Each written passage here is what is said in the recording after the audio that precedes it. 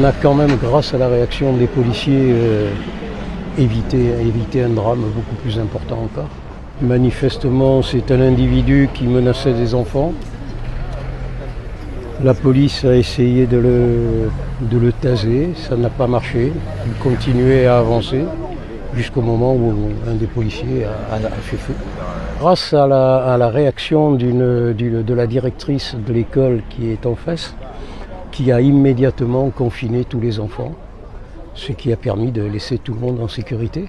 Hier, il est déjà venu devant la sortie de l'école pour taper des enfants. Voilà. En fait, on était là, Ouais. il a tapé déjà un pote à moi. C'est des claques. Une pote. Face à la pression militaire croissante de Washington, le Venezuela se met en ordre de bataille. Alors que les États-Unis ont déployé des navires de guerre dans les Caraïbes, officiellement pour une opération anti-drogue, le Venezuela a lancé ce mercredi 3 jours d'exercice militaire sur l'île de La Orchida. Mais pourquoi les tensions ne cessent de croître entre les deux pays? Les États-Unis accusent Nicolás Maduro et son entourage de piloter un vaste réseau de trafic de drogue, surnommé Cartel des Soleils, et justifient le déploiement militaire et les frappes dans les Caraïbes comme une guerre contre les cartels de la région. Le Venezuela nie ces accusations et les qualifie de propagande. Caracas affirme que la majorité de la drogue transite par d'autres pays de la région. Ces événements s'inscrivent dans un climat déjà délétère.